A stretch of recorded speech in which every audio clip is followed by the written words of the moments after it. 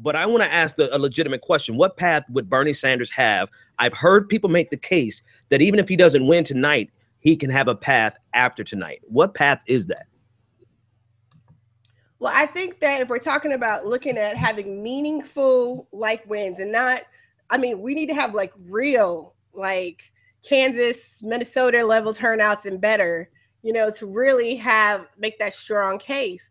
And really, I think what the campaign really needs to sit here and look now as we're at Super Tuesday too, what are we not doing? Because there's a lot of stuff, and we've been trying to, it's been like, you know, battle mode, like, okay, well, let's go do this over here. Let's go quickly fix this over here. But at the same time, we're not really using our strengths. I mean, there's, you know, we all get the emails about how important the grassroots movement is.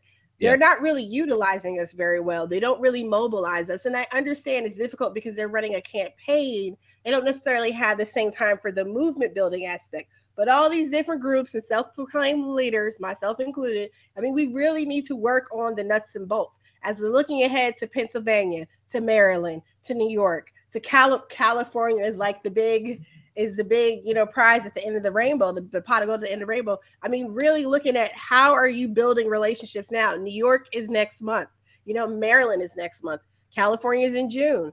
Pennsylvania. We had a caller like 2 weeks ago or so who's originally from Philly. And she was saying like people need to be on the ground in Philly like yesterday, really building those relationships. Another thing we've talked about is what grassroots networks, what nonprofits, what organizations, what activists exist in your community that already have the relationships, that have similar plans, ideologies, platforms to the campaign that you can start building and working with. A great article that someone sent me was that Maryland recently, I think, like there's been restoration of the vote to felons, and I'm about to pull it up so make sure I can get that actually correct. But there was people were registering to vote for the very first time because they were felons and they had never been allowed to vote. Those are people, you know, new voter ceremonies. These are people that you need to be like talking to. There was a picture on Twitter either today or yesterday of Hillary Clinton meeting with a woman who was a new citizen who was going to vote for the very first time. She was a brand new citizen and she was going to vote for the first time. It is not impermissible to like go reach out and talk to those people. We need to be thinking smarter and not trying to figure out how to replicate, you know, traditional Democratic campaign tactics. Like we've said before, this is like guerrilla campaigning, and we need to do, you know, our very best on multiple levels. We need to get out the vote, and you can't get out the vote 2 days before the election. You know what? I just realized. You know what? Hang on, I got to cut you off. I just realized you're not using that fabulous new microphone. Where's your new mic? Yes, I'm trying to. I did actually when I logged on. I didn't realize we had started already. I daylight savings time, so I'm a little off. At the top, so are you using your new camera also? I am using my new camera, but I had to turn down the bandwidth because of the wireless and then the lighting. Okay. It's been a hectic day. Okay, I understand. So I'm probably going to turn it off for just like 1 minute. I'm turning it off for 1 minute so I can just get adjusted, and then I'll be right back. Okay, you want to do that now, and I'll just talk about. I'll do that right now. I'll do that. Because what you're saying, go ahead, do that, because what you're saying is so important. The difference between trying to campaign in a traditional Democratic way versus running this like an insurgency, right? This was an insurgency, and I think we allowed ourselves to be fooled by running a progressive. Listen, oh God, I can't believe I'm quoting this guy. It's either Glenn Ford or Bruce Dixon of the. Oh yeah, that microphone is hot now. Let me mute you for a second while you set it up. It's either Glenn Ford or Bruce Dixon, one of them from the Black Agenda Report. They said the Democratic Party is where progressive movements go to die. They say that in almost every episode. I listen to you guys from time to time. And that's the truth, man. The Democratic Party is efficient at killing progressive grassroots movements. They're better at doing that than they are defeating conservatism. And we discussed that ad nauseum over last night and the night before. But I mentioned that because Bernie Sanders' campaign is a insurgency, and it requires guerrilla style tactics, is what Anoa just said. But it really requires us on the ground in the areas, in the neighborhoods that the Democratic Party is not. Here's how it works. They're going off of voter rolls. They have a list of previous voters. those previous voters were all basically Democratic establishment. They are the people who trust the Democratic Party enough to vote with the Democratic Party down the ticket, right? Those were not the voters that were primarily up for grabs. Yes, Bernie Sanders took a large percentage of them, but he didn't take enough. Let's just say Florida, right? Florida, he did not take enough of them. But there are some communities in Florida that did not vote for any candidate because they don't believe in electoral politics, because they don't believe that there's any difference between the Democratic Party and the Republican Party. And if we had gotten off the rolls and gone into the neighborhoods where these people who don't believe in electoral politics lived and won them over with how different Bernie Sanders' campaign is, particularly in Florida, I think he would have had a much better result, a far better result. Okay, so apparently this computer wants to restart whether I want it to or not. So let me just go ahead and restart that one. But we can't play. You don't take over the establishment. You don't push the establishment out by using the establishment tactics. And that's what we're seeing tonight. That's what we're seeing in this election. The Democratic Party is excellent. They are great at suppressing progressive movements. They get as conservative as they need to scare people into voting against progressivism and supporting their third wave Democrats. They're very, very proficient in that. Somebody in the chat room over here actually said something I want to bring up. He said that he can't understand how people have these twisted thoughts and what Hillary Clinton actually has to offer. Well, you know what Hillary Clinton has to offer? Let's just be real. 12 updates. Are you kidding me? This is not going to be updated before I need to play some music. Anyway, this is what Hillary Clinton has to offer. She offers the comfort of familiarity. Let me unmute you, Noah, because I see you're back and I'm tired of talking already. She offers the comfort of familiarity. She offers the comfort of the status quo. It is more terrifying to consider doing something different than we're already doing.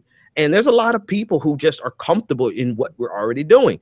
She offers lower tax rates for particular tax brackets. People who have great health insurance on their jobs don't need Obamacare, and so they don't need single payer. They're doing just fine. They're making enough money. And all they have to worry about is identity politics. Hill is their girl. I mean, she does everything they need. They're not really particularly concerned about droning. They're not particularly concerned about foreign policy. They're a little hawkish, a little more hawkish than most progressives. There are a lot of people who identify as Democrats, left-leaning progressives that fall directly square into the purview of Hillary Clinton. To them, Hillary Clinton is the goddess. The rest of us are on the outside looking in saying, what is wrong with you people? So that just to answer the question in the chat room, she does a lot for people who see the world the way she sees it. Sadly, the way that she sees the world is not a progressive worldview. Noah, I'm done talking. You got it.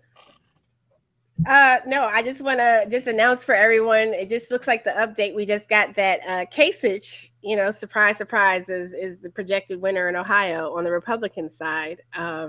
One less state for Donald Trump, I guess. But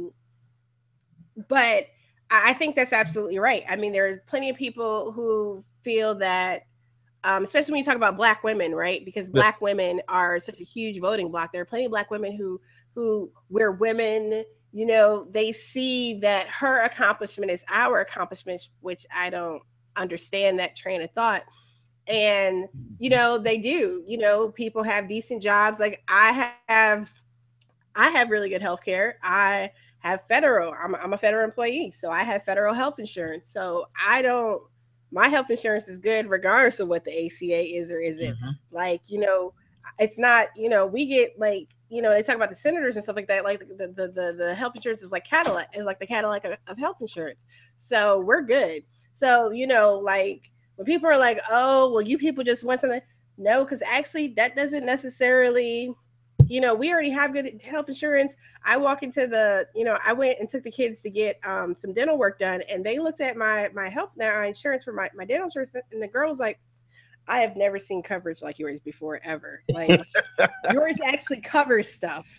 I'm like, for my Listen, dental. my health insurance. Listen, you talk about dental insurance. My dental insurance. Well, we actually have two. We have one for my wife's job and extra just to keep mine, even though we didn't need it. But you know, our combination is a 1-2 punch. I had like $10,000 worth of work done for $20 out of pocket. So it's like there's a lot when you don't have to worry about a lot of those things. Then you can afford to worry about the frivolous things that Hillary Clinton, in my opinion, talks about. Go ahead, Noah. No, I absolutely agree. I mean, when we're and I think the difference too is like, you know, Bernie Sanders took a long time warming up to the American public and talking about, you know, real issues in a concrete and discernible manner. Like we were just talking about a couple of weeks ago about how he needs to talk. This is something that Solomon really was harping on.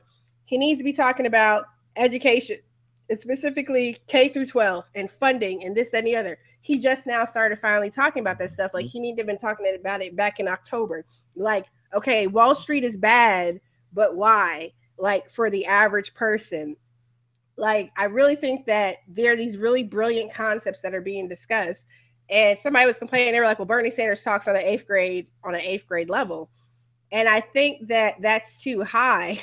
We're talking about explaining concepts, you know, these really big, he talks in a regular conversational a regular conversational tone and word choice and idea, you know, conception. But like, we need to really break it down and make it very clear. Like for Ohio, you know, another place that has suffered major job losses, lack of investment, you know, infrastructure development issues.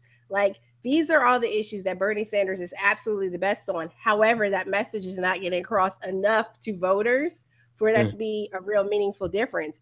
And I mean, we have to do better. And, you know, people can complain, well, the campaign needs to. Yes, we all have a long list of what the campaign needs to do. But the campaign is doing something Bernie is doing something very challenging. My dad and I were talking about this. He's trying to run a presidential campaign and he's trying to develop, to influence a political movement at the same time. They are not necessarily the same goals and they do not necessarily require the same strategies and tactics. Mm-hmm. And one thing where like we need to take more ownership, you know, we need to really be more active and involved because we know our communities. We know the lay of the land. You know, when the national team comes in to do a burn storm or whatever, they're relying on local volunteers to give them a heads up. When they're coming in to scout for offices, in a lot of places, they're relying on local volunteers to give them a heads up. Wouldn't it be great if you, as a local volunteer, someone's coming to your if their campaign is targeted coming to your state next, you already have a legion of volunteers. You've already been having community meetings or whatever the case may be, that you've already locked down your community, and then you guys can leverage that power, that collective energy to doing something greater in your area going forward. I mean, that's how some of these major victories were won.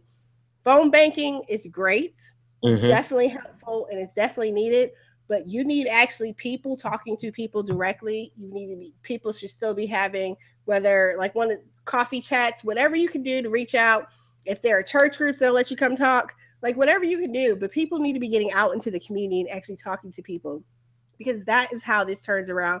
And that is how we continue to grow the movement, because regardless of what happens in terms of the campaign side, we still have this movement. We still have this revolution we're all talking about that needs to continue on, and that will definitely yield certain goals. When we start talking about going down ballot with supporting certain candidates, I mean, we still have to build, you know, support. And I did see, like, I got an email from the campaign earlier that those of us in states that have already voted, there are going to be calls this week about how can we still continue to help on a national level. But I think we need to go beyond what they're asking for, because their ask continues to be phone banking. And if you're a nearby state, can go help canvass in a nearby state, maybe depending upon the state. But we need to push ourselves. We need to be the movement. We can't keep saying, well, so X lawmaker doesn't listen to me. Well, you need to mobilize, galvanize, and get the vote out. Do what you can where you can. So I really do think, like, as we continue to move forward, we continue to see what's going on. Yes, the campaign definitely needs to adjust. I mean, I really think when you think about this campaign, it's been going on for 10 months now or so. Like, what has been accomplished is huge. So, you know, like it's amazing. I mean, again, you know, Bernie Sanders started out what in single digits in the polls, and now he's giving one of the most famous and powerful people in the world a run for her money. Yeah. Yeah. It's excellent, and he's motivating and inspiring people every single day. And I don't think people really recognize how powerful what he is doing. You know, there's so many of us that are inspired to act and engage and be involved based on listening to Bernie talk and rage against the machine, so to speak. I mean, he is really fighting the fight. He's been doing it for 25 years. I know there was a tweet I saw. I was like, you mean to say he's been the only one in Congress doing blah, blah, blah? Yeah, like there's a progressive caucus video from 1993, I think. YouTube video. YouTube is great. Tons of YouTube C-SPAN videos, things like that of Bernie talking. And they're giving a speech about, I believe it was a budgetary issue. He was talking about basically how somebody had to stand up and talk for the people, right? Because the budget, the proposed was Clinton era. Clinton 1983 budget was not for the people, basically. And people were like, oh, well, you know, where was John Lewis and where was this person? Where was that person? I don't know where they were at. I don't know what they were doing. I don't know what committees they were on. But I know that when we look back and we see Bernie Sanders has been consistently talking about the same issues, been consistently pushing for the same issues. But at the same time, he has enough finesse, he has enough understanding about how things need to be done that he can, after at least trying, because the thing I like about Bernie at least tries, right? He's at least willing to put in the effort. Yeah. He definitely gets the A for effort. And then if he can't, and he'll try multiple times, he'll reword it, he'll phrase it a different way, he'll come back at you a different angle, he'll try. Listen, if all else fails. Yeah, go ahead. Finish that thought. I'm sorry. You know what I'm saying? If all else fails, he's going to pass an amendment for whatever the most pertinent thing is and make sure that gets done. Like the community health centers that got funded through the ACA through an amendment that he proposed. I mean, you know, there are multiple examples of him being able to do that. So tomorrow night, I'm having a conversation with Bakari Sellers. Everybody knows Bakari. He's on CNN on a regular basis, and he's a surrogate for Hillary Clinton, and he's young enough to let me provoke him into coming into a debate. You know, he's not quite old enough. He didn't block you. Yeah, he didn't ignore me, right? But no, he's a good dude, and I actually the reason I'm bringing him on is because we need to have this conversation in earnest, right? Especially with the younger generation. He's like a few years younger than me. You know, we were in high school in the same time. But we need to have this conversation across the board in terms of what are we really looking at as achievements, right? When we talk about Bernie, people act like they don't know what Bernie has done, or they try to dismiss all the things that Bernie did. Bernie has a track record of getting shit done. And he's been consistently doing that for a very long time. Now, this isn't to say, I want to reiterate to everyone, we have to see how this night plays out, right? There is a path for him beyond this, but there is a very difficult path if he doesn't win anything tonight. And there's no reason for us to not at least admit that if he doesn't win at least one state tonight. I know most of the states are proportional, but there's a very huge lead that Hillary Clinton had in Florida and in Ohio. We're talking about 30 points. So he gave up a lot of delegates tonight. And what we're talking about is the next step can't be. And when we're saying the next step, we're talking about the next primary. We're not talking about 4 years from now. We're talking about next week. We're talking about tomorrow. The next step, the thing that we do should not be replicating the same thing that we did previously, right? Like Anoa was saying, phone banking was good. Phone banking helps, but we're still doing the same Democratic style campaigning. We can't do that in the next primary. We can't do that next week. Next week, tomorrow, we need to do something different. And that something different is boots on the ground and open up your mouth to the people that you know in your circle and tell them why they should vote for Bernie Sanders. If your state has already voted, you know somebody in another state that has not voted, open up your mouth to those people and have not a virtual conversation, but pick up the phone and have a real conversation with somebody you know, not a phone banking conversation. If you can go to those cities, go to the places that you know, and have that one-on-one relationship and tell them why they should vote for Bernie Sanders. So I don't want people to misunderstand the conversation. The conversation is not about what are we going to do 4 years from now. The conversation is about what are we going to do tomorrow. How are we going to address this tomorrow? Because there is a path for him after tonight, But if we do the same exact thing tomorrow that we did leading up to tonight, then I just don't see, I don't see we're going to be doing the same thing expecting different results. Go ahead, Anoa. Well, I mean, no, that's exactly right. Like, we have to really get on it. Like, one thing that I know a lot of people did very early on, there was a lot of really, really great activism and action that happened very early on before the primary race started. And we need to get back to a lot of that. You know, people, one of my co-admin from Black Burner Coalition, Yamina, is out in Fresno, California. They've been having potlucks. They've been having honking waves, all types of, they're tabling, they're doing all types of stuff. And California is not until June. They're still 3 months out. They've been doing this type of stuff for like a month already, a little bit more with frequency, but they've been doing it infrequently for the longest. Like, Mm. people are really gearing up in these farther out states and really trying to build up momentum. So that's what we need to really be looking at. Do you, like Ben said, do you have friends and family out, different parts of California? Do you know other people? Because all of us at this point have met people who are elsewhere. Can you connect folks? That's the one thing that I've been trying to do. Shout out to Black Rock for Bernie, Black Rochester, New York for Bernie. That's a new group. They reached out to us because they're trying to figure out who else is in New York State, who else is doing this work, and how do we all get connected and work together. I mean, there's so many different groups all over the place. People are just taking the initiative, and that's what we need more of. We need more people stepping up and getting it together, because that's really how we get this change going. And then we have all these different groups of really active community, just regular everyday folks. And then guess what? State houses, we're coming for you. We're not going to let you guys get away. Yep. City council, we're coming for you. House of Representatives, Congress, we're coming for you. Because, yes, we want Bernie Sanders as president. That's what needs to happen. But at the same time, we are awake. I mean, as my daughter would say, you gotta be woke. But and we're just making sure that we're making change on so many different levels, and we need to keep that in mind too. We can't get upset and disparage and, oh my God, they're cheating. Yes, it happens.